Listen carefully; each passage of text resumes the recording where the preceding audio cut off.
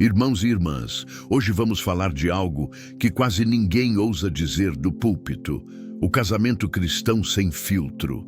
Aquilo que muitos escondem por medo de confrontar, mas que Deus quer revelar para libertar. Vivemos dias em que as aparências enganam, onde sorrisos nas redes sociais escondem lares quebrados e alianças frias. Mas diante do Senhor, nada fica oculto. O casamento não é um conto de fadas, é um campo de batalha espiritual. É onde Satanás investe suas armas mais sutis para destruir famílias, enfraquecer a fé e calar o testemunho. Se você acha que o inimigo não se importa com o seu lar, está enganado.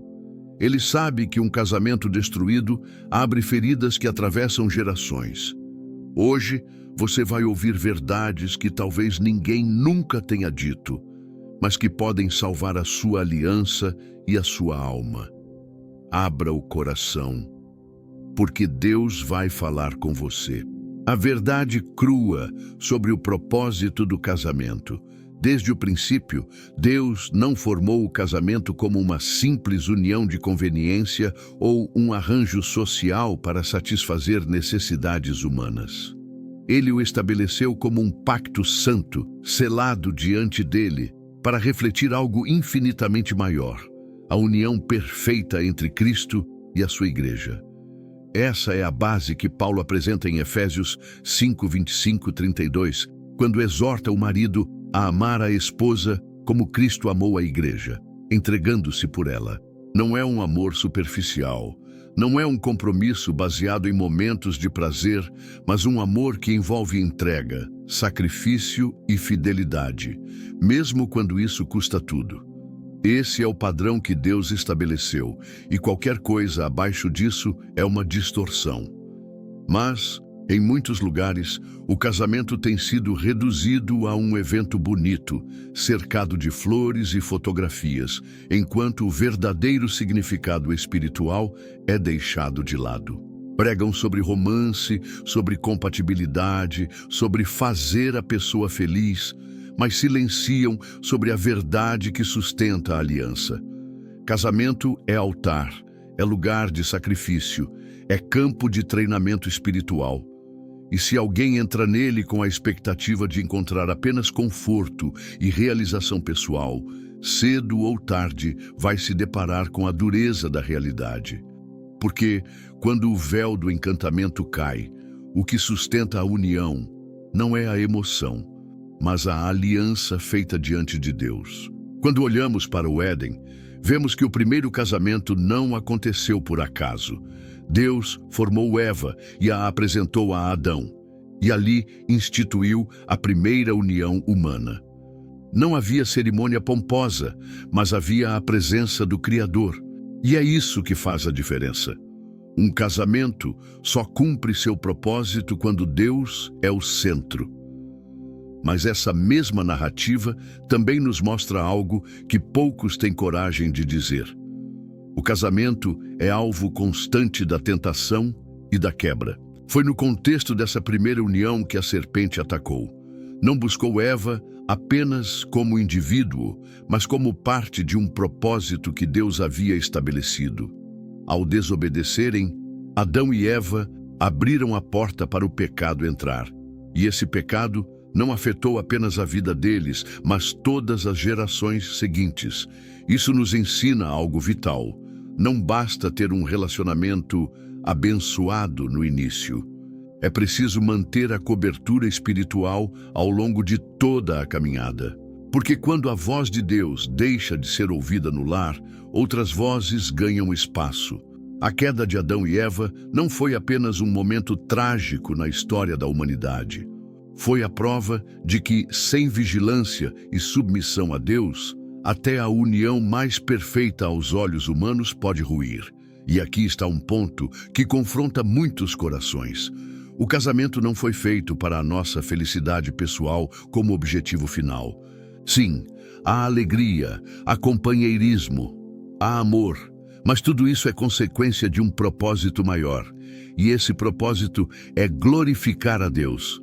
Um casamento centrado apenas na satisfação mútua inevitavelmente se tornará frágil, porque se baseia em algo que muda com o tempo: o humor, as circunstâncias, os sentimentos. Mas quando ele é firmado sobre o propósito de refletir Cristo e sua igreja, mesmo nas tempestades, a aliança permanece firme. Isso significa que o casamento é, por natureza, um chamado à renúncia. Não existe união duradoura sem a morte do ego. É impossível viver o que Deus planejou sem abrir mão de direitos, preferências e até sonhos pessoais, quando necessário, pelo bem do outro e pela obediência a Deus. É por isso que o pacto do casamento é comparado na Bíblia a um mistério profundo. É a entrega de duas vidas para se tornarem uma só, não apenas fisicamente, mas espiritualmente. Porém, essa entrega não é romântica no sentido superficial. Ela dói. Ela exige paciência quando o outro não muda na velocidade que gostaríamos. Ela exige perdão quando fomos feridos, mesmo quando a ferida parece profunda demais. Ela exige orar pelo cônjuge, mesmo quando as emoções dizem para desistir.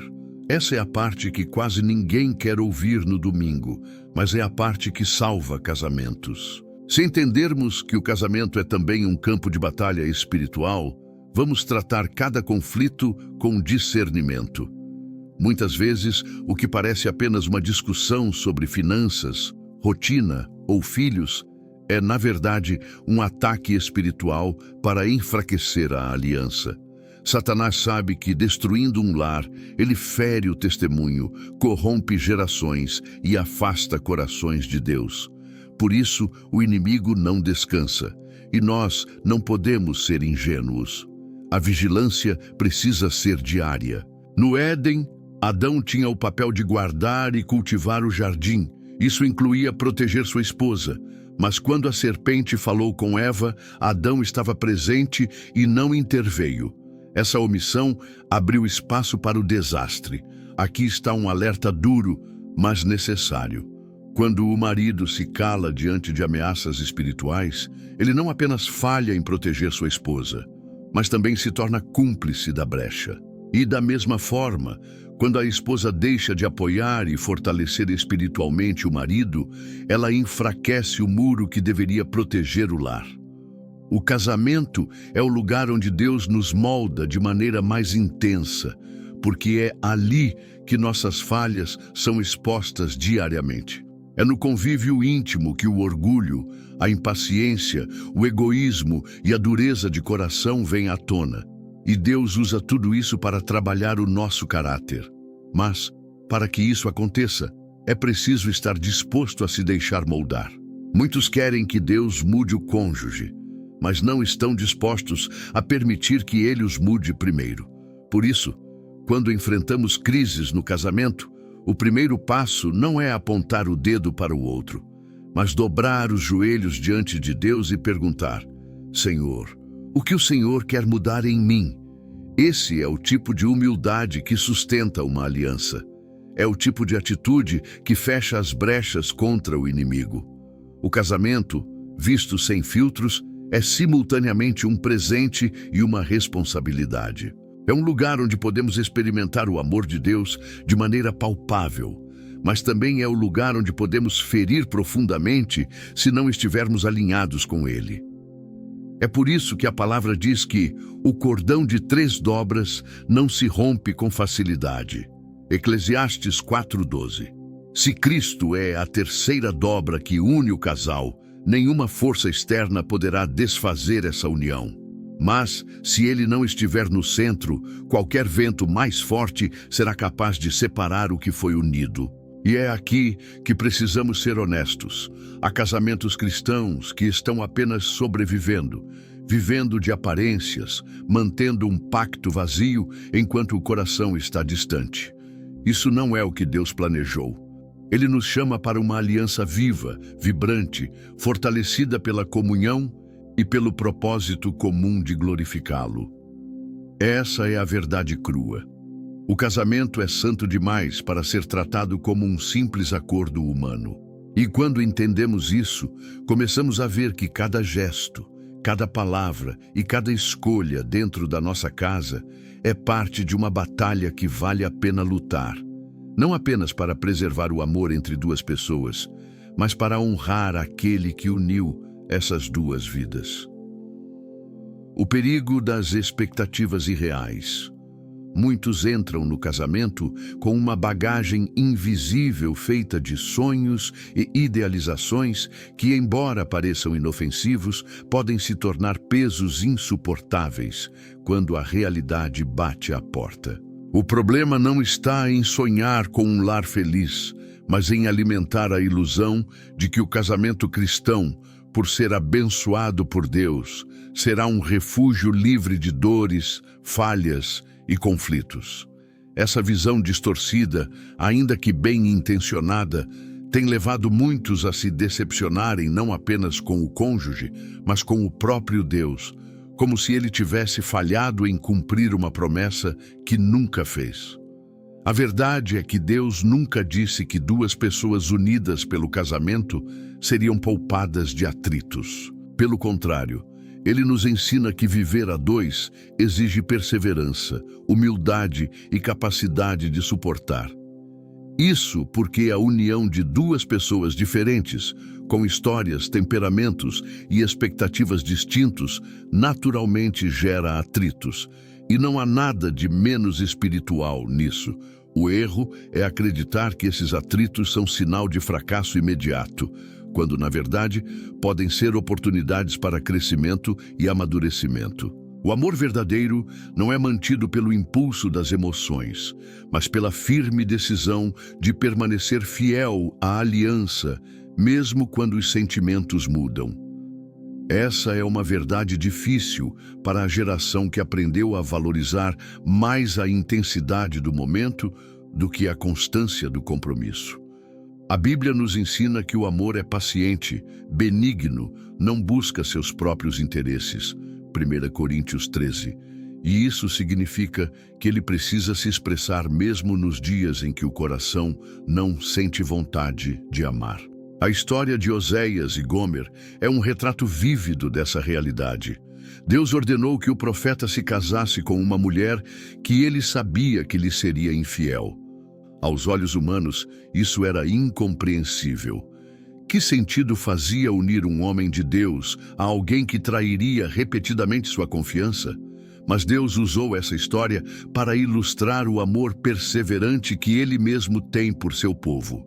Gomer, apesar de ser esposa de um profeta, buscou outros homens. Ela quebrou promessas, feriu o coração de Oséias, envergonhou seu lar. E ainda assim, Deus disse a Oséias: vai outra vez, ama uma mulher amada de seu marido, mas adúltera, como o Senhor ama os filhos de Israel. Oséias 3:1. Isso não significa que devemos aceitar abusos ou pecados sem confrontar, mas significa que o amor que honra a Deus não se rende à primeira decepção. O amor persevera porque não depende apenas de reciprocidade. Ele depende de um compromisso diante de Deus. Expectativas irreais matam o casamento aos poucos. Quando alguém espera que o cônjuge supra todas as necessidades emocionais, espirituais e até existenciais, está colocando sobre ele um peso impossível de carregar. Só Deus pode preencher o vazio mais profundo do coração. O cônjuge pode e deve ser um parceiro de vida, mas jamais será a fonte da nossa identidade ou do nosso sentido de viver. Quando não entendemos isso, transformamos o outro em um ídolo. E todo ídolo, mais cedo ou mais tarde, decepciona. Outro aspecto perigoso das expectativas irreais é acreditar que o cônjuge mudará automaticamente depois do casamento. Quantos entram na aliança com a ideia de que pequenos hábitos ou falhas desaparecerão com o tempo, apenas para descobrir que, na verdade, muitas vezes eles se intensificam? Isso gera frustração, ressentimento e uma sensação constante de que o outro não está tentando. Mas o chamado bíblico é diferente. Em vez de exigir mudança imediata no outro, somos chamados a nos deixar transformar primeiro. A vida de Oséias nos ensina que amar alguém imperfeito exige mais do que boa vontade. Exige dependência diária de Deus. Ele foi chamado a amar de forma prática, a perdoar quando parecia impossível, a buscar de volta quem tinha se afastado.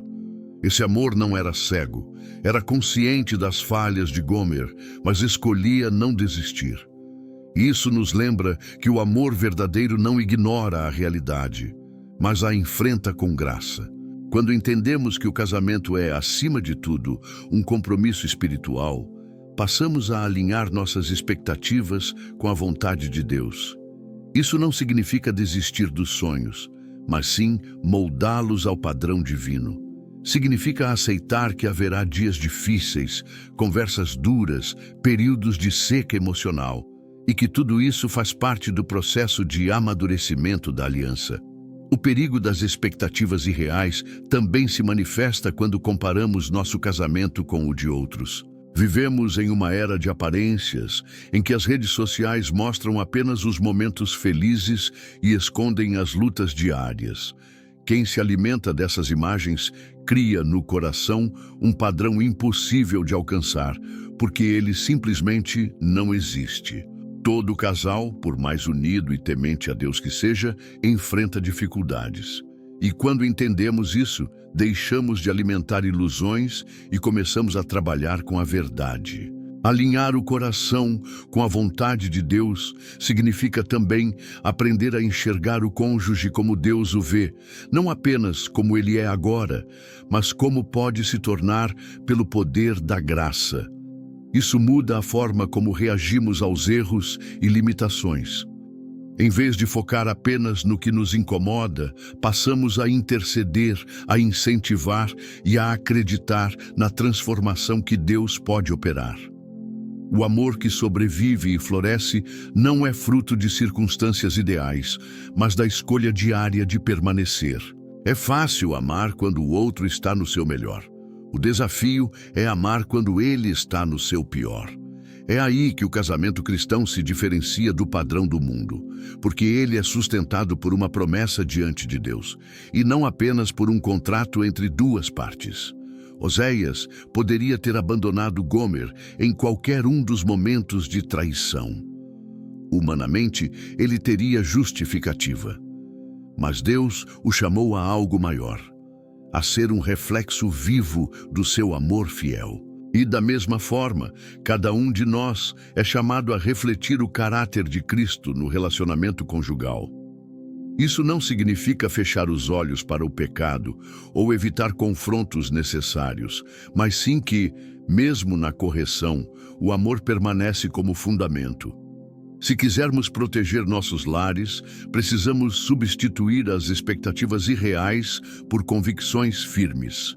Devemos entrar e permanecer no casamento com a consciência de que haverá lutas, mas que cada luta é uma oportunidade para amadurecer e se tornar mais parecido com Cristo. É assim que evitamos a frustração constante e o ciclo de acusações que destrói a intimidade. O amor verdadeiro não floresce em um terreno perfeito, mas em meio às pedras e espinhos da vida real. Ele exige raízes profundas para resistir ao vento das decepções e às tempestades das dificuldades. E essas raízes não se firmam em sentimentos passageiros, mas na decisão inabalável de honrar a aliança feita diante de Deus. Esse é o ponto em que muitos casamentos se perdem. Ao se depararem com a distância entre o que imaginaram e o que vivem, escolhem o caminho mais fácil de desistir. Mas o caminho de Deus é diferente.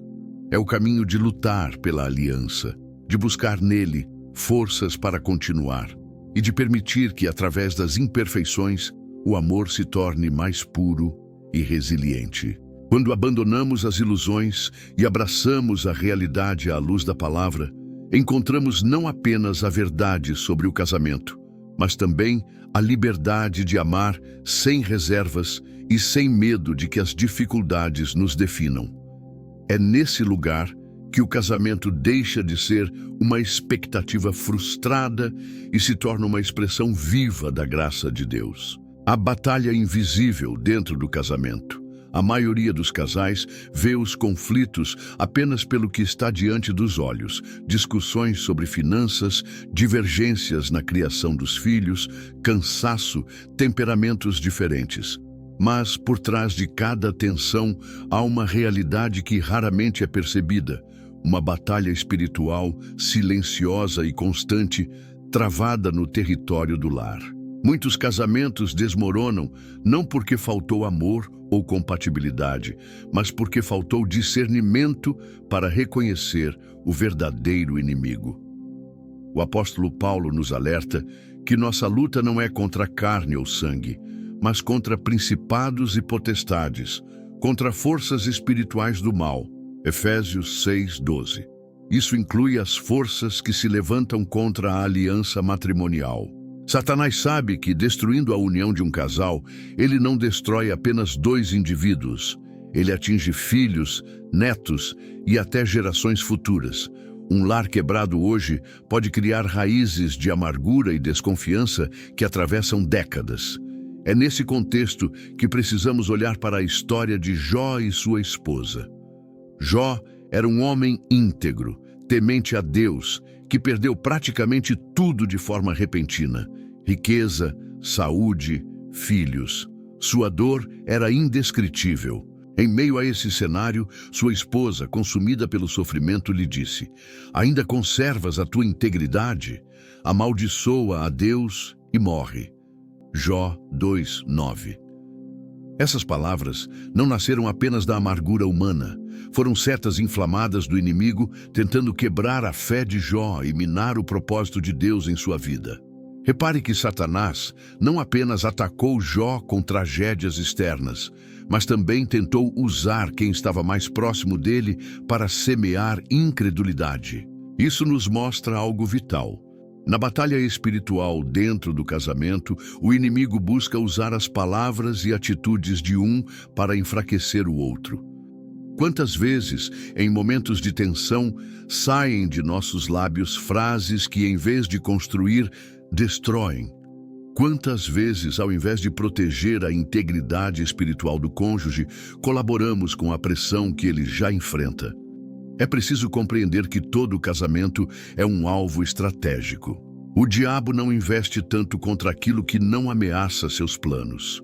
Um casal unido em Cristo, que ora junto e permanece fiel à palavra, é uma ameaça real ao reino das trevas. Por isso, ele tenta criar brechas, pequenas ou grandes, para enfraquecer a comunicação, plantar desconfiança e afastar os corações. E muitas vezes, isso começa em detalhes aparentemente banais. A insistência em vencer uma discussão, o orgulho que impede de pedir perdão, o hábito de apontar erros sem reconhecer acertos. O problema é que, quando não discernimos o ataque espiritual, tratamos o cônjuge como inimigo. Começamos a lutar um contra o outro, enquanto o verdadeiro adversário permanece oculto, satisfeito com a confusão. E é exatamente aí que muitos casamentos se perdem, na cegueira de não perceber que o conflito vai além do visível. A resposta para essa batalha não está em manipulação, controle ou imposição, mas em armas espirituais: oração, vigilância e submissão a Deus. A oração é a primeira linha de defesa e, ao mesmo tempo, a ofensiva contra o inimigo. Um casal que ora junto cria um muro espiritual ao redor de sua casa. Isso não significa que as lutas deixarão de vir, mas que, quando vierem, encontrarão um lar firmado na rocha.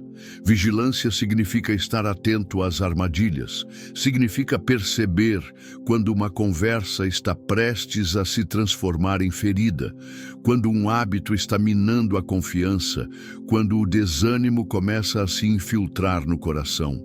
Jesus disse: "Vigiai e orai, para que não entreis em tentação." Mateus 26:41. Essa advertência não se aplica apenas à vida individual, mas também à vida a dois. Há também a importância de cuidar do ambiente espiritual da casa. Um lar onde há constante crítica, ausência de diálogo e falta de tempo na presença de Deus se torna terreno fértil para ataques. Por outro lado, um lar onde há louvor, leitura da palavra e oração é como uma fortaleza protegida. Não é um lugar perfeito, mas é um lugar guardado.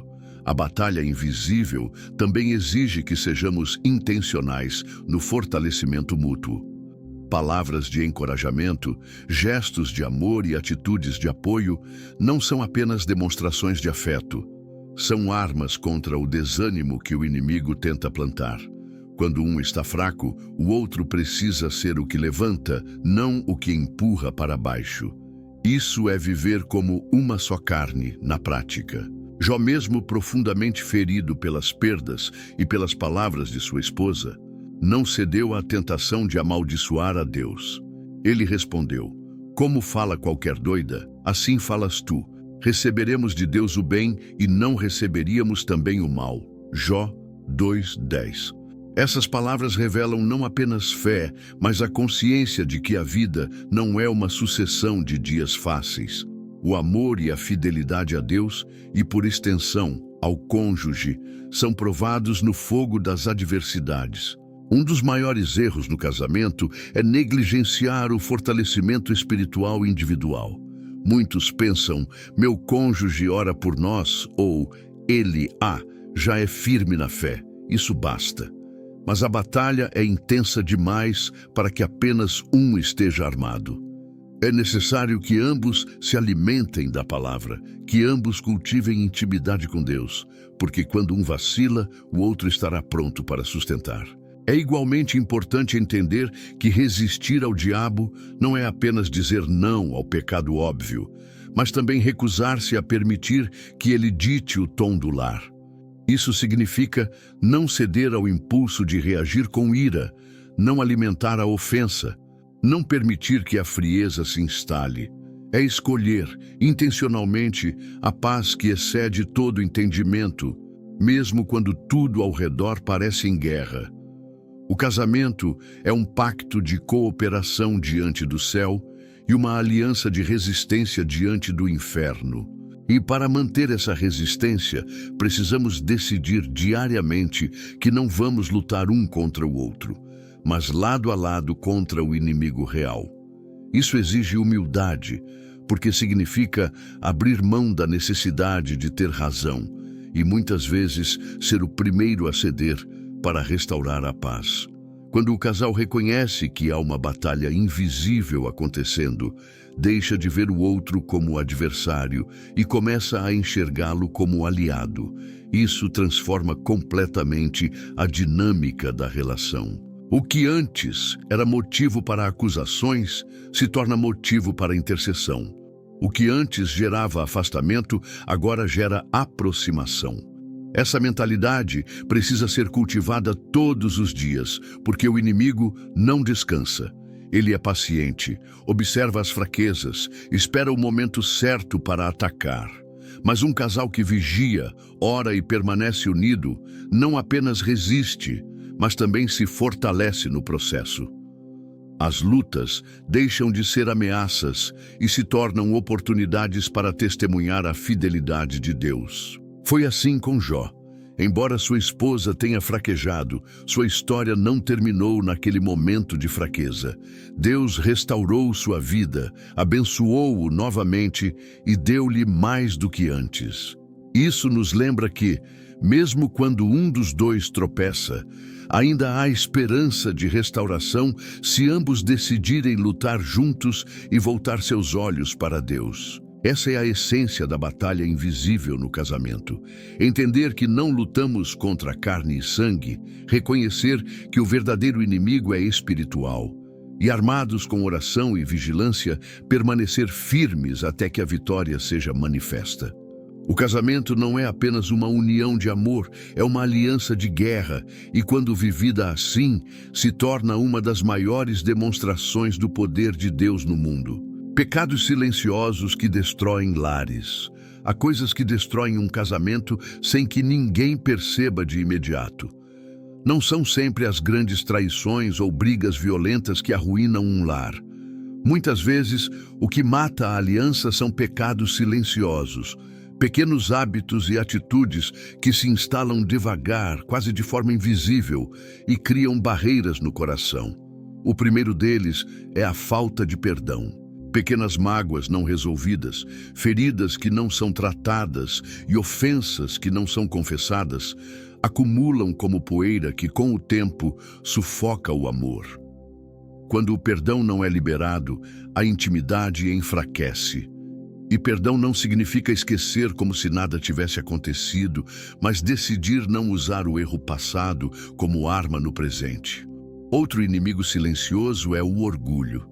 Ele impede que um dos dois diga "eu errei" e também bloqueia a capacidade de ouvir o outro com humildade. O orgulho transforma diálogos em disputas e cria um muro que com o tempo fica tão alto que já não se enxerga quem está do outro lado. Um casamento onde o orgulho domina é como uma casa com as janelas trancadas. A luz não entra, o ar não circula e a vida vai se tornando sufocante. A manipulação emocional também destrói lares de forma sutil. Ela acontece quando um dos cônjuges tenta controlar o outro por meio de silêncio punitivo, chantagem emocional ou palavras que provocam culpa. Isso sufoca a liberdade e o respeito e substitui o amor por medo. O amor verdadeiro, aquele que vem de Deus, nunca manipula, ele liberta. Existe ainda a negligência espiritual. Quando marido e esposa deixam de orar juntos, deixam de buscar a palavra e deixam de cultivar a presença de Deus no lar, o relacionamento fica vulnerável.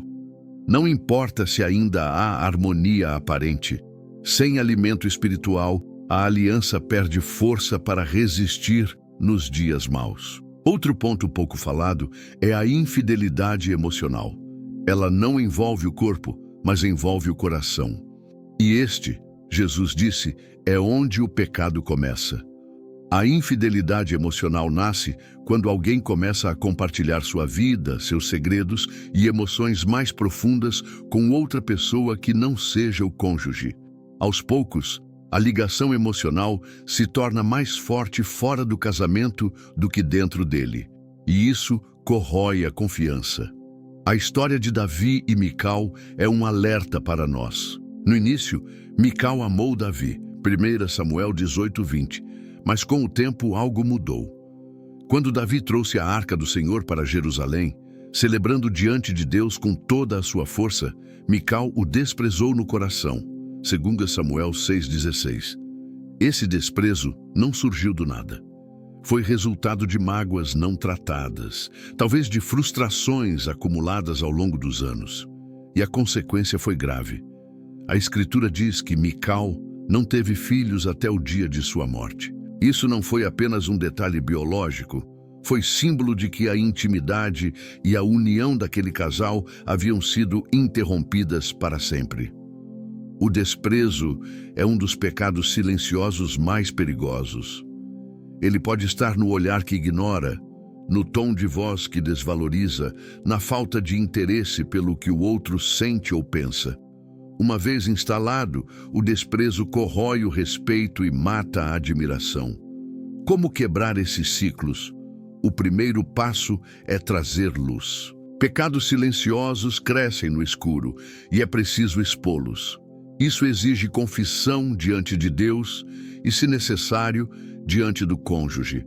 Admitir "eu pequei contra você" ou "eu tenho agido de forma errada" não é sinal de fraqueza, mas de coragem espiritual. O segundo passo é arrependimento verdadeiro. Não basta pedir desculpas para aliviar a consciência. É preciso mudar de atitude. Arrependimento envolve esforço, disciplina e, muitas vezes, ajuda externa, seja aconselhamento pastoral ou acompanhamento espiritual. O terceiro passo é restauração. Depois de arrancar a raiz do pecado, é preciso plantar algo novo no lugar. Onde houve orgulho, plantar humildade. Onde houve negligência espiritual, plantar momentos de oração e leitura da Bíblia juntos. Onde houve infidelidade emocional, plantar transparência e reconexão. Isso também significa proteger o coração, vigiar pensamentos, cortar conversas ou interações que possam levar a comparações injustas ou ligações perigosas. Significa também investir tempo de qualidade no relacionamento, porque intimidade não se constrói apenas com palavras, mas com presença. Um casamento que enfrenta e vence esses pecados silenciosos não apenas sobrevive, mas se fortalece. As feridas curadas geram maturidade e a restauração aprofunda a confiança. Quando marido e esposa decidem lutar contra o pecado em vez de lutar um contra o outro, o lar se torna um lugar seguro e protegido. Mas isso exige vigilância diária. É preciso escolher todos os dias não alimentar mágoas, não permitir que o orgulho determine as reações e não deixar que a negligência espiritual crie brechas. É preciso cultivar um ambiente de graça, onde erros podem ser tratados com amor, mas onde também há compromisso com a mudança. Os pecados silenciosos não pedem licença para entrar. Eles se infiltram e, se não forem identificados, acabam moldando a rotina e o caráter do casal. Por isso, o desafio é agir cedo, antes que se tornem hábitos permanentes. O casamento é como um jardim. Se não for cuidado, as ervas daninhas tomarão conta. E assim como no jardim, arrancar o que é nocivo dói e exige esforço, mas é o único caminho para preservar a vida. O bom é que quando Deus é o jardineiro, até o solo mais duro pode voltar a dar fruto. Assim como Davi e Mical poderiam ter buscado reconciliação, todo casal tem a chance de mudar a sua história. Não importa há quanto tempo esses pecados estejam presentes.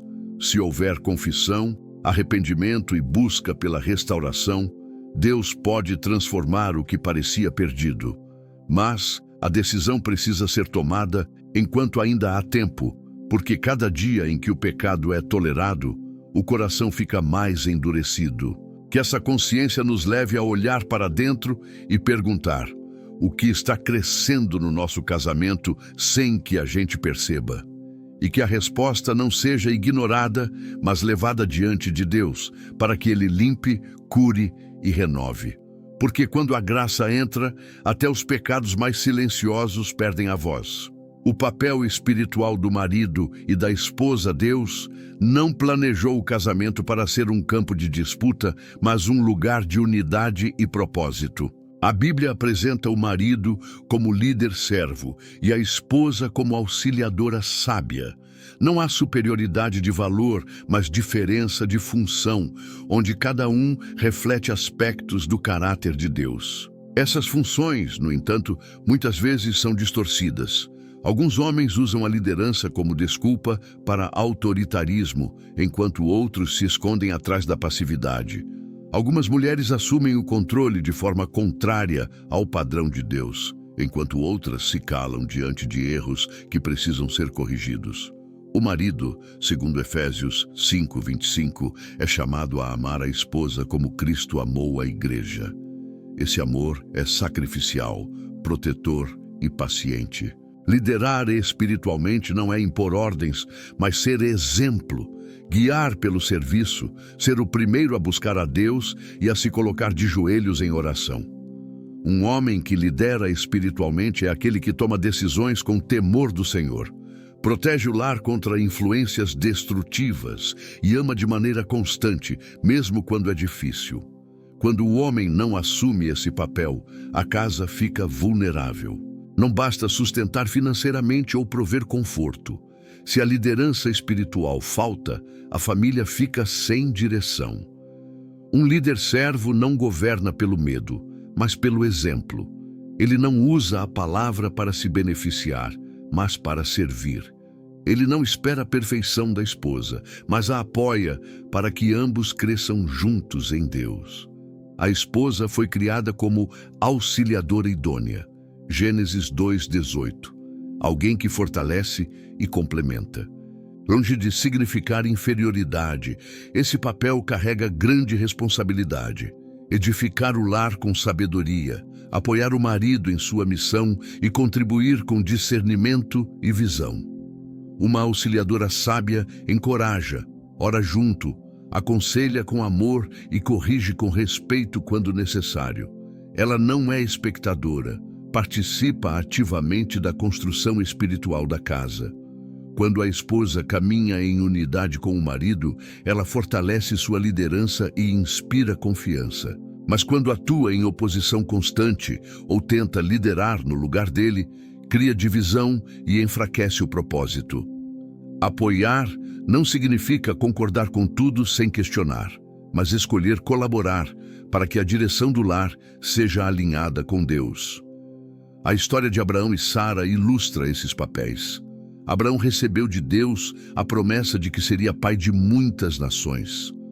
Sua liderança exigia fé e paciência, mas ele cedeu à pressão de Sara quando ela sugeriu ter um filho com Agar. Nesse momento, ele falhou como líder e Sara, movida pela ansiedade, falhou como auxiliadora. O resultado foi dor e divisão na família, com consequências que atravessaram gerações. Mesmo assim, Deus não os abandonou. Anos depois, quando o Senhor renovou sua promessa, Abraão e Sara tiveram de crer novamente. E quando Isaque nasceu, eles experimentaram o cumprimento do que só poderia acontecer pelo poder de Deus. Abraão aprendeu a confiar no tempo divino e Sara a esperar com fé. A restauração mostrou que erros não precisam ser o fim de uma história, desde que haja arrependimento e realinhamento ao propósito de Deus. Essa unidade de propósito é essencial. Um lar dividido não consegue cumprir o chamado que Deus tem. Unidade não significa a ausência de opiniões diferentes, mas a decisão de caminhar juntos na mesma direção. É buscar juntos o que agrada a Deus, mesmo que seja preciso abrir mão de preferências pessoais. Para viver essa unidade, o marido precisa abandonar o egoísmo e liderar com amor. Isso envolve ouvir, considerar as necessidades da esposa, ser sensível ao Espírito Santo e agir com firmeza quando necessário. A esposa, por sua vez, precisa abandonar a desconfiança e a resistência, escolhendo apoiar e fortalecer o marido na missão que Deus lhe deu. Um casamento saudável espiritualmente exige que os dois sejam ativos na fé. Não basta que um tenha vida com Deus e o outro dependa disso. Ambos precisam buscar o Senhor individualmente e juntos. A oração em conjunto não é apenas um hábito devocional. É uma arma espiritual que protege o lar e mantém o coração alinhado. Abraão e Sara aprenderam que quando marido e esposa não cumprem seus papéis, o resultado é confusão e dor. Mas também provaram que, quando há arrependimento e fé, Deus restaura e cumpre sua promessa. Esse é o chamado para os casais hoje. Não viver segundo padrões distorcidos, mas voltar ao modelo de Deus, onde o marido lidera com amor e a esposa auxilia com sabedoria. O cumprimento desses papéis não é sobre poder, e sim sobre serviço. O marido serve liderando, a esposa serve auxiliando e ambos servem a Deus juntos. Esse equilíbrio gera respeito, confiança e paz. Quando a liderança é abandonada, a esposa carrega um peso que não deveria carregar. Quando a função de auxiliadora é rejeitada, o marido perde o apoio que precisa, e quando ambos vivem fora do padrão de Deus, o lar perde sua força espiritual. Por isso, é necessário vigilância contra atitudes que minam a unidade, orgulho, comunicação cortada, competição e independência excessiva. É preciso cultivar humildade, diálogo e compromisso com a palavra.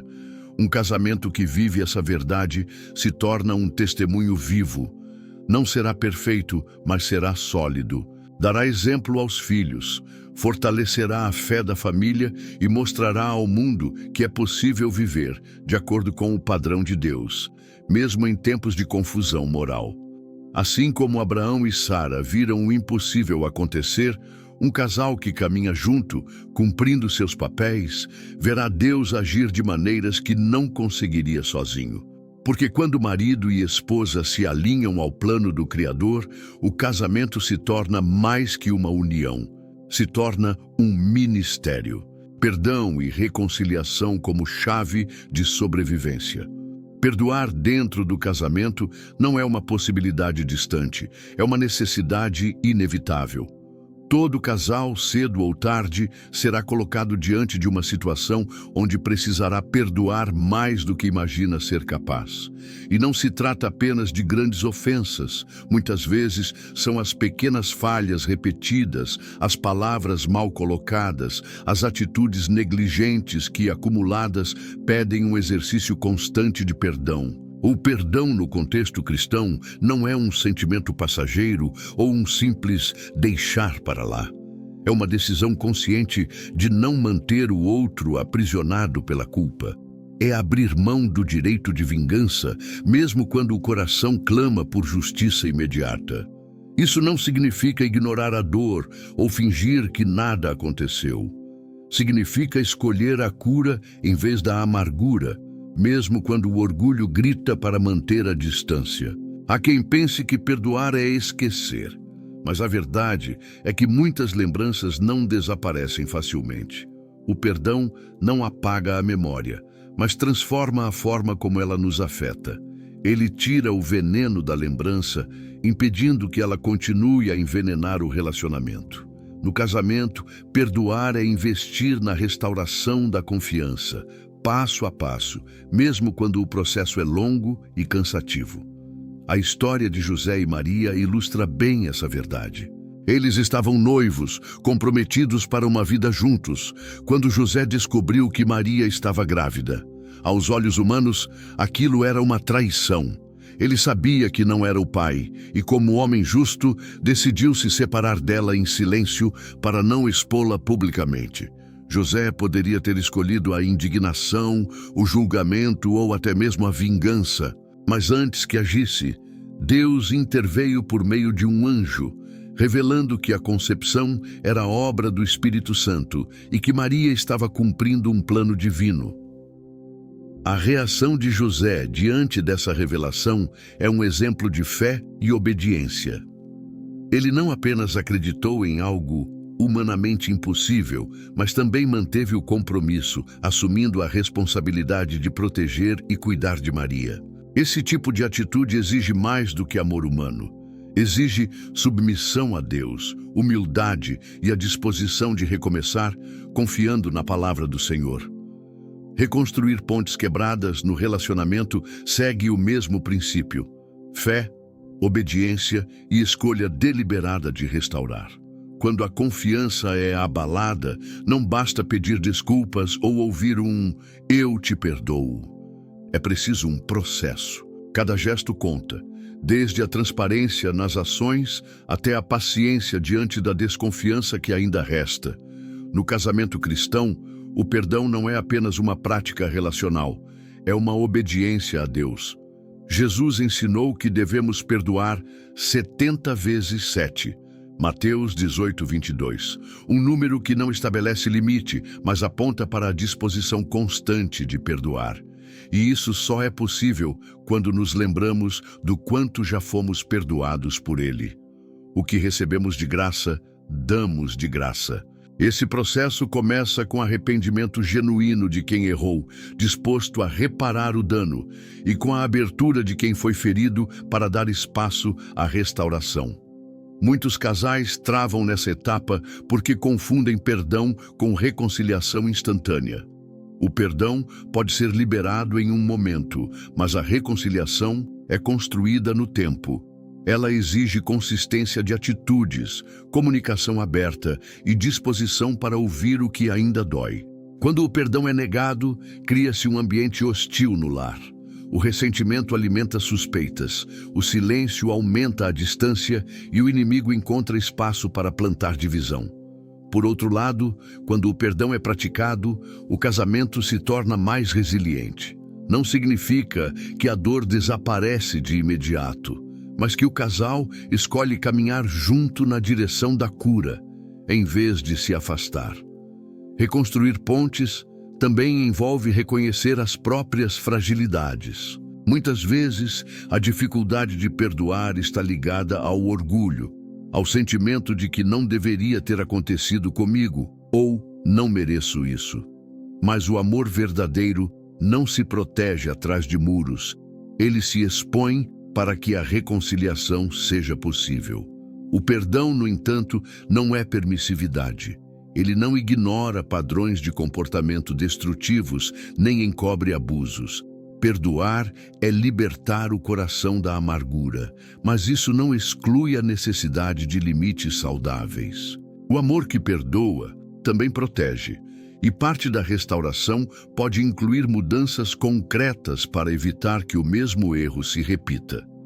José, ao decidir permanecer com Maria, não apenas a perdoou por aquilo que ele inicialmente pensou ser uma traição, mas também se comprometeu a enfrentar junto com ela todas as consequências dessa escolha. Isso nos ensina que o perdão genuíno é acompanhado de ações que sustentam a reconciliação. No casamento, isso pode significar mudar hábitos, restaurar a comunicação, procurar aconselhamento ou investir mais tempo juntos. O processo de cura também exige que ambos olhem para frente. Não se pode reconstruir um relacionamento saudável se, a cada nova discussão, velhas feridas são trazidas à tona como arma. O perdão limpa o terreno para que algo novo seja plantado, mas se o solo é constantemente revirado com lembranças dolorosas, a semente não cria raiz. O casamento, como qualquer relacionamento profundo, é formado por dois pecadores que necessitam da graça de Deus todos os dias. É essa consciência que mantém o coração humilde para pedir perdão e pronto para oferecê-lo. Marido e esposa precisam se lembrar de que não estão em lados opostos, mas do mesmo lado, lutando juntos contra tudo o que ameaça a aliança. A reconciliação não é apenas voltar a viver sob o mesmo teto, mas restaurar o vínculo emocional e espiritual. É recuperar a amizade, a confiança e a parceria que sustentam o casamento. Isso exige intencionalidade. Não acontece por acaso. Assim como José escolheu acreditar em Maria e investir no que Deus havia revelado, um casal precisa decidir crer que a história pode ser reescrita pela graça. Quando o perdão e a reconciliação se tornam parte do DNA do casamento, ele passa a ser mais resistente às tempestades. O casal aprende que as falhas não definem o futuro, mas sim as respostas a essas falhas. Aprende que um pedido sincero de perdão é mais valioso do que uma defesa teimosa da própria razão. Aprende que o amor é fortalecido não quando tudo vai bem, mas quando se escolhe permanecer mesmo nas dificuldades. E, acima de tudo, aprende que o perdão é uma decisão espiritual antes de ser emocional. Porque, às vezes, o coração não sente vontade de perdoar, mas a obediência a Deus abre caminho para que o sentimento seja curado. É nesse espaço que o Espírito Santo atua, amolecendo corações duros e unindo novamente o que parecia impossível de restaurar. Assim como José confiou na direção divina para manter o compromisso com Maria, mesmo em circunstâncias incompreensíveis, o casamento cristão precisa dessa confiança para superar crises. O perdão não é sinal de fraqueza, mas de força espiritual. E a reconciliação não é um retorno ao que era antes, mas a construção de algo novo, mais forte e mais maduro. Porque no fim, perdoar e se reconciliar não é apenas salvar um relacionamento. É obedecer a Deus e refletir, dentro do lar, o amor que Ele tem pela sua igreja. É dizer, com atitudes e não apenas palavras, escolho ficar, escolho amar, escolho reconstruir. O casamento como testemunho eterno. O casamento, na sua essência mais profunda, é mais do que convivência, afeto ou construção de uma vida a dois. É um palco onde Deus deseja revelar ao mundo uma mensagem eterna, o amor de Cristo pela sua igreja. Essa é a visão mais alta, a que transcende o dia a dia, as responsabilidades e até as dificuldades. quando um casal vive sua aliança com fidelidade, está mostrando, sem palavras, como é o compromisso do Salvador com aqueles que lhe pertencem. Essa perspectiva muda completamente a forma como enxergamos o casamento. Ele deixa de ser apenas um espaço para realização pessoal e passa a ser um chamado para glorificar a Deus. Isso significa que cada gesto de paciência, cada ato de serviço e cada reconciliação diante de uma crise tornam-se atos de adoração. O lar se torna um altar, não apenas um lugar de descanso, mas para que isso aconteça, é preciso tomar decisões conscientes. Um casamento que reflete Cristo não se constrói sozinho, nem por inércia. É necessário buscar ajuda quando as forças se esgotam, entregar a relação novamente nas mãos de Deus e lutar ativamente pela santidade da aliança. Isso exige humildade para reconhecer que precisamos de intervenção divina, perseverança para manter o compromisso mesmo nos dias difíceis e coragem para se opor a tudo que tenta corromper a união. A Bíblia aponta para o destino final de todo o povo de Deus, usando a imagem de um casamento, as bodas do Cordeiro, descritas em Apocalipse 19. Ali, a igreja purificada e adornada é apresentada a Cristo como noiva. Esse momento não fala apenas de alegria, mas de fidelidade preservada até o fim. Ao longo da história, a noiva enfrentou perseguições, provações e tentações, mas permaneceu firme. O encontro final é a celebração dessa perseverança. Quando um casal cristão vive em fidelidade e amor sacrificial, está antecipando para o mundo essa imagem. O perdão dado no lar ecoa o perdão que Cristo oferece à sua igreja. A fidelidade diante da tentação reflete a lealdade inabalável de Jesus. O serviço mútuo entre marido e esposa aponta para o modo como o Senhor serve e cuida dos seus. O casamento se torna, assim, uma parábola viva que fala mais alto do que qualquer sermão pregado. Mas há um desafio. Vivemos numa cultura que mede o sucesso do casamento pela satisfação pessoal. Se estou feliz, se meus desejos estão sendo atendidos, então o casamento é bom. Se não, é fracasso.